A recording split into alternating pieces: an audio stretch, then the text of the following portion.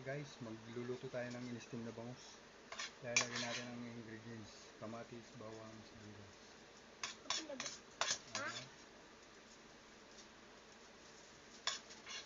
Ayan guys.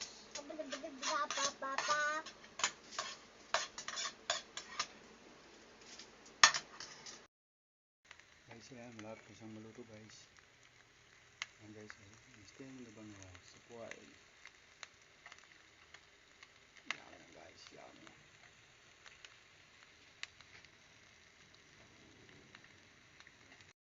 Guys, i-open na natin yung ating in-steam na bangus sa poil. Ayan na guys, sarap. Ayan na. Yum yum yum yum.